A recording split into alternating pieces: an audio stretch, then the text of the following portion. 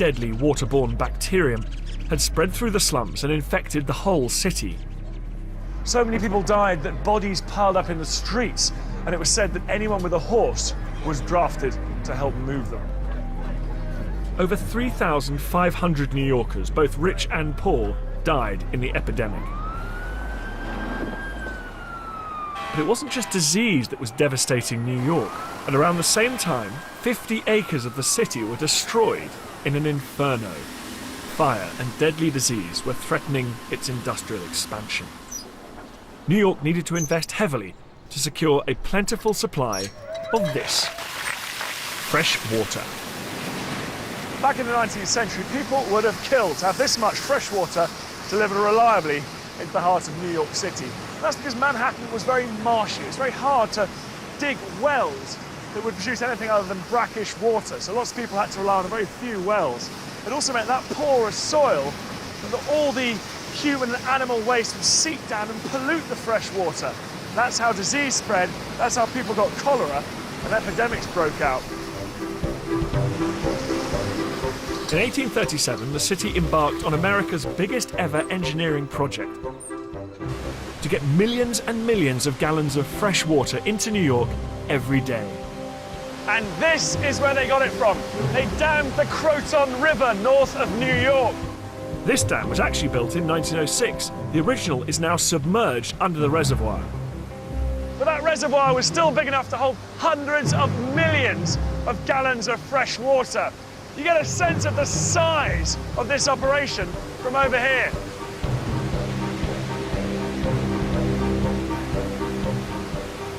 It's just vast. It shows the amount of water that a modern city needs to survive and prosper. To get all this water to New York City, 41 miles away, they built an equally impressive aqueduct. Large parts of the aqueduct survived right to the present day, and there's a big stretch of it right here underneath my feet. And over here is where I get in. The Croton Aqueduct served New York for over a century. It was finally decommissioned in 1955, which means I can get inside it. New York's first aqueduct would take more than 5 years to build. It cost over $14 million, which means at the time it was the most expensive construction project in America. It took around 4,000 workers, mostly Irish, to build this tunnel, about 8 foot high and over 7 feet wide. And it loses exactly 13¼ inches for every mile that it travels. And that means that the gravity brings the water from the reservoir, which is up there, right the way down there towards New York City, 41 miles away. 35 million gallons a day. And it took 22 hours to make that journey. When it was completed in 1842, you could ride in a boat all the way to New York in this tunnel.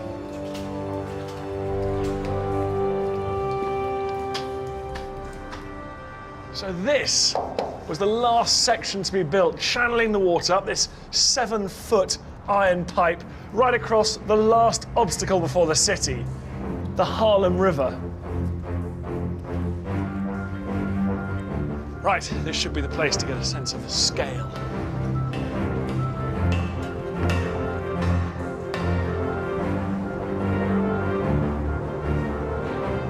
This is the High Bridge, a truly epic piece of 19th century engineering, spanning 1/4 mile and rising 100 feet above the river. The Croton Aqueduct marked the city's first major step towards modernity. When the water started flowing, New Yorkers rejoiced with a festival of connection, which included special drinks, songs, and a huge procession. One New York diarist wrote that nothing is talked about or thought about in New York City but Croton water. The Croton Aqueduct would bring fresh water and a fresh problem for the city. The first to benefit from the new water system were the rich. They now had even easier ways to keep clean. And it was really good news for plumbers who got to install 6,000 indoor bathrooms for the people of New York. The Croton Aqueduct also proved to be good news for a whole host of other industries, manufacturing things like taps, toiletries, and of course, toilets. It was also very good news for one New Yorker called Joseph Gaiety. In 1857, invented toilet paper, which gave the filthy rich something else to flush down their new toilets with all that Croton water.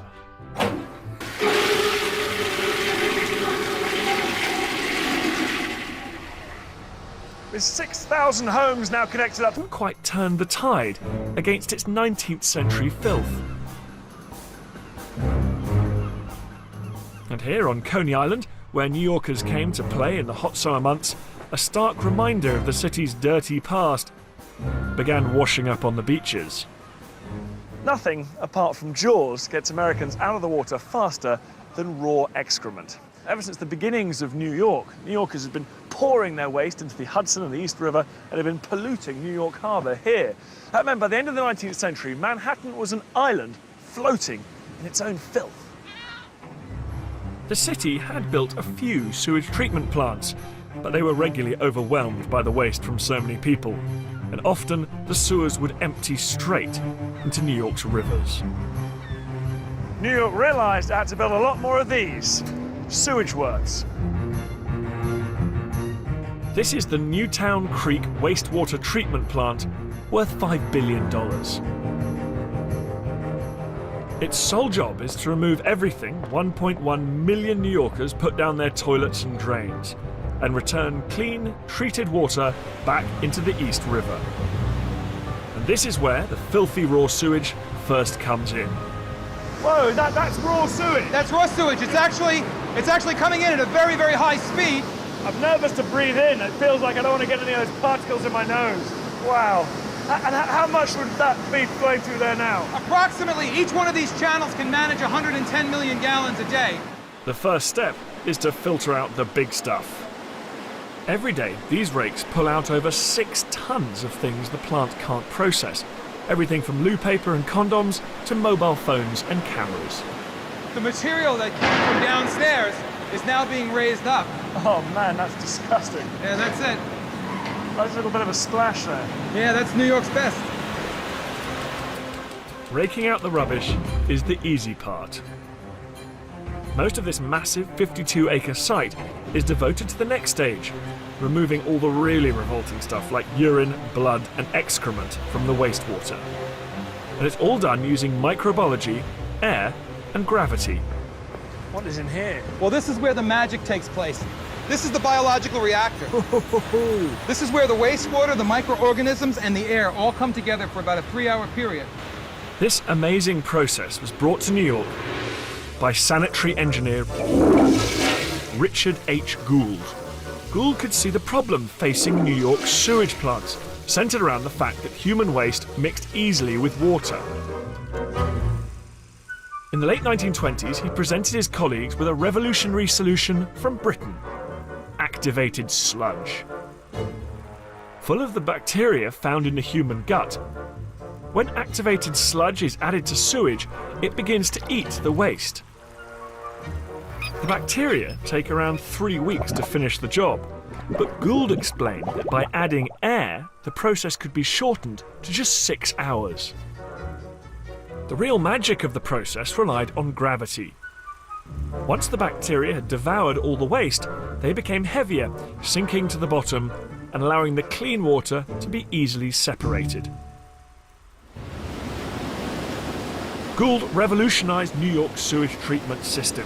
Today, this plant is just one of 14 needed to process the 475 billion gallons of sewage New York produces every year. What a fantastic view of Manhattan, but it feels appropriate, right? Because without this place, that place would not exist. Yeah, that's the iconic skyline of Manhattan, and that's where our customers are right now. It probably wouldn't be the island it is today if it wasn't for one of the wastewater treatment plants in the city.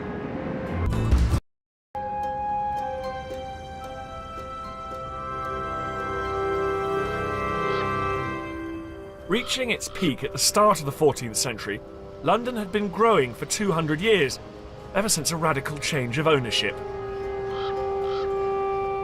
After Norman conquest in 1066, London became the centre of a great empire that stretched at its height from across the British Isles and down to the Pyrenees. It was a time of relative peace and prosperity, so the economy boomed, and London, which had once been a wooden city, was now recast in stone. London, more wealthy and valuable than ever, was granted the power to self-govern by successive writs and royal charters.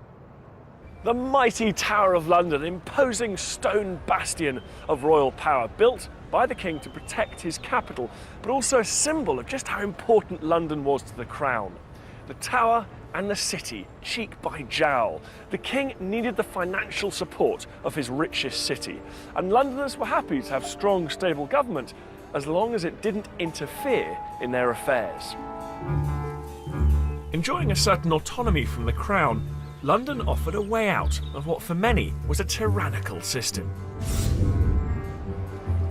Out in the countryside, the Normans had confiscated land and imposed a system of enforced labour that turned many people into serfs, little better than slaves. But here in London, it was much freer.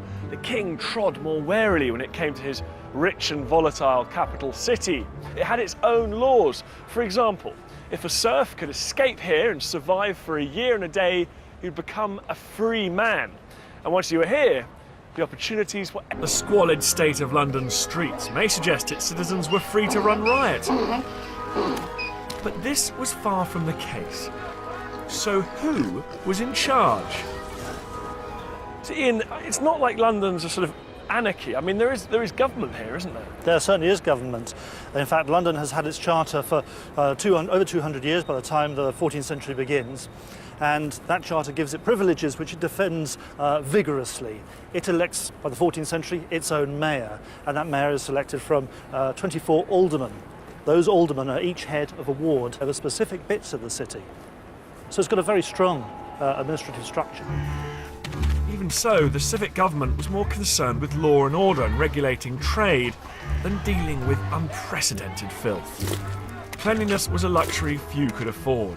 Most people used the streets to trade or work in, and of course as a place to dump their waste.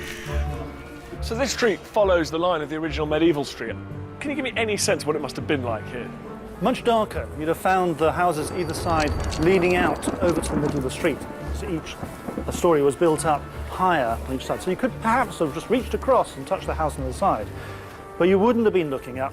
You'd have been looking down at your feet and avoiding whatever you might have trodden in. Every holder of a tenement was meant to clear the area outside their house, but of course not many did. If you think how few latrines there are in London and how much effort is required to shift everything out of the city, you realise that it's not surprising that people do leave things in the street. The infrastructure isn't there.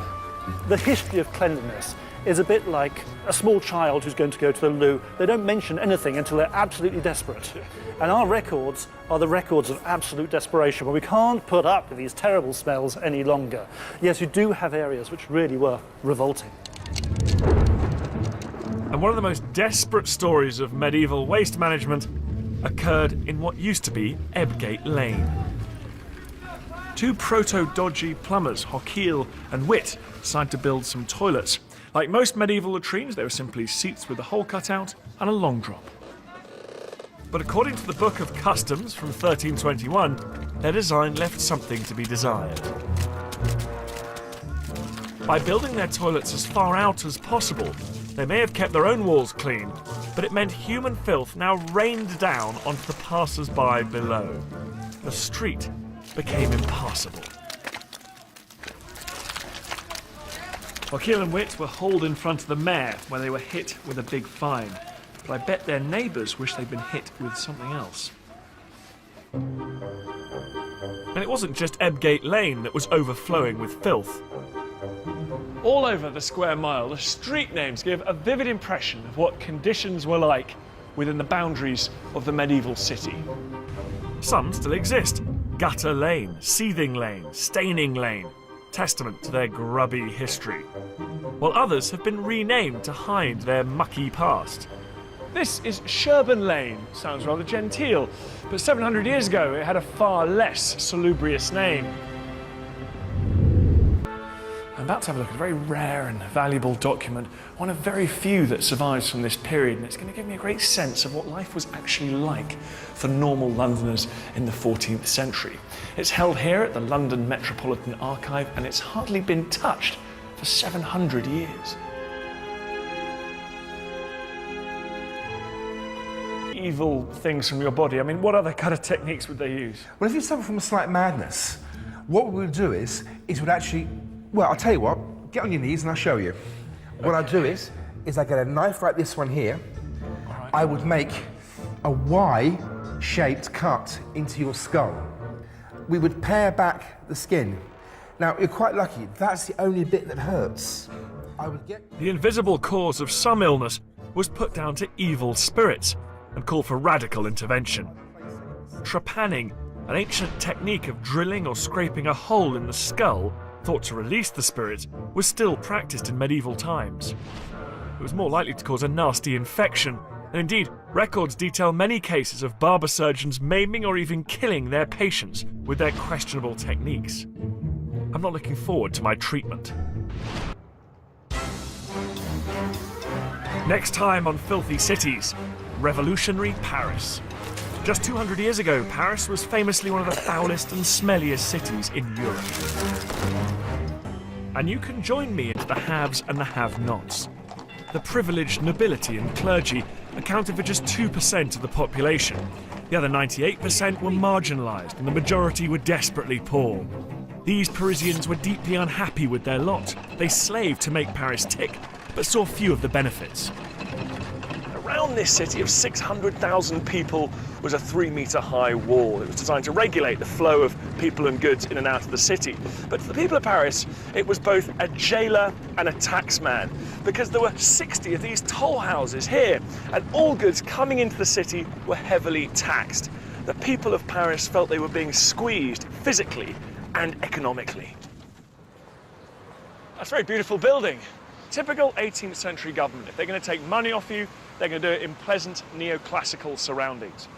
So in here were the crowded streets of Paris, and out there was the sweet-smelling countryside. And the people in here particularly resented paying taxes. So a king they found increasingly irrelevant and inefficient. Of course, they had no say in how those taxes were spent, because it was an absolute system. And one project that particularly angered them was when a king in the 18th century built what was effectively a ring road just out there, which meant he didn't even have to travel through his own capital city. Built by his father, this solution to the stench and crush of insalubrious Paris was readily embraced by the young Louis XVI and his queen, Marie Antoinette. Trouble was, abandoning their subjects to rot in their own filth just made matters worse. And unlike England's king, who was based in London itself, Louis XVI chose to exercise his absolute rule. What put everyone's noses out of joint was the malodorous, relentless stink. I want to get a sense of what it felt like to be condemned to live like this. Paris is home to some of the most famous fragrances in the world, like Chanel and Dior, but I haven't come here to find a sophisticated scent. Instead, I'm going to enlist the help of a man with one of the most discerning noses in the city, and together we're going to recreate the stench of 18th century Paris. I want to brew up the definitive heady blend of Pont de Paris. I've brought a few of the terrible smells that would have assaulted the senses to the Givaudan perfumery to inspire Olivier Pecheur. Okay, let's smell. Here's a disgusting picture of an open grave and bodies decaying without lids on the coffin. Cadavers, yeah. Not very nice. Bit of an old onion. Wow. Yep, pretty strong. Yeah. Then, of course, some of these, very French garlic. Very strong smell. Merchants from all over the country flocked to the biggest market in Paris, Les Halles, to sell their goods. Émile Zola later called it the stomach of Paris. That's not so fresh. Without refrigeration, age-old meat, rotting vegetables and rancid cheese would vie for the nose's attention, with the manure and garbage that festered in the streets. Fresh this morning. Where did you find that in Some Paris? horse manure. Wow. With only 9 bathhouses and a general suspicion of water, washing was rare. The worst smell was from the people themselves, escaping from every pore. Smelly t-shirt that I've been wearing Wow, for a few it's days. yours? Yeah, afraid so. Breath smelling of rotting teeth and sour milk. Stale sweat, dirty hair, bodily secretions. Human urine. Okay, I'm not going to smell it. Okay, I trust you. Thank you. In the perfume lab, we concoct a powerful blend of some pretty evil ingredients, with a base note of stale urine and a top note of old fish. An hour later, our bespoke 18th century stench is ready for a snifter. So you want to smell the result? of Yes, Paris, please. yes. Will you be marketing this one heavily? That's going to be difficult, yeah. Oh, that's so Yeah. bad. It brings tears to the eyes. You have everything, actually. You have everything Yeah, in yeah. there. Especially Animalic this one one. from the horse. It's a little bit like garlic also. A little bit like garlic. Yeah, it's quite Yeah, fatty, heavy. quite musky. It comes in different waves, doesn't it? Sometimes you get overwhelming vegetable smell, and then suddenly some fish or some rotting flesh comes at you. Oh, I would not like to live in that world. This stuff really stinks. But don't just take my word for it. I'm going to unleash it onto Parisians today to see if they can stomach what their city would have smelt like 200 years ago. Madame, would you like to try some perfume? How about you? They like it, that's great. It's meant to smell like a disgusting street in 18th century Paris. It's weird. What do you think it smells like? I don't know, but I hate it. Pas bon. C'est pas bon. Really not good. Okay. Not good. Can you try this perfume? Not good? Oh! Excuse me. Well, people of Paris have spoken and they do not like the Pont de Paris. I can't say I'm entirely surprised. It is absolutely stinking, but that is as close as most of these people are ever going to come to time travel. Back in the 18th century, people knew their city stank. What they were worried about was that smell bad for them. Science who had a vision for a modern, cleaner and healthier future, but also a group of intellectuals who were offering the emerging, educated and literate middle class, the bourgeoisie, a very persuasive alternative to life in stinking Paris. I always loved coming to this place. It consciously imitates the Pantheon in Rome, where the ancient Romans went to celebrate their gods. But this is a temple not of gods, but of men, of people like Voltaire and Rousseau, the Olympians of the Enlightenment. The Enlightenment was a movement of change, where thinkers used science and reason to challenge authority, tradition, and superstition. And Voltaire believed that a sanitary, clean, civilized city was very much part of a new enlightened society. And he was so disgusted by the filth of Paris that he began to imagine what a new city would smell and look like. We rightly blush to see public markets in narrow streets displaying dirtiness, spreading infection and causing public disorders. We need to open public markets, water fountains which work. We must widen the narrow and unhealthy street. These ones were collated just a few years later into slightly smarter volumes. This one refers to the River Bièvre, which is the tributary to the Seine, where all the tanneries were, of course. And it says that the water was so polluted it was impossible to drink. Absolutely no-nonsense approach. There'll be no more pissing around. In 1850, they passed a law which forbade the urinating on the street, and they established 500 of these, ironically nicknamed Vespasiennes, after the Roman Emperor Vespasian, who put jugs of drinking water on the street for citizens and fined heavily anyone found jovially pissing in them. Not only were Parisians' toilet habits freshening up the city above ground, down below the removal of the waste was being tidied up, well on its way to becoming a model modern city. It wasn't just underground that Paris was being cleaned up. Above, the streets were getting a radical, fresh new look. This is now a pretty typical modern road junction, but back then this was highly innovative. Wide open streets, nice and airy, and on the ground, this, tarmac, a Scottish invention, but used here in Paris for the first time. And this meant the roads were a lot cleaner because all the manure couldn't get stuck between the cobbles. It also meant that people couldn't prise the cobbles up and throw them at each other during bouts of revolutionary fervour. Queen Victoria visited Paris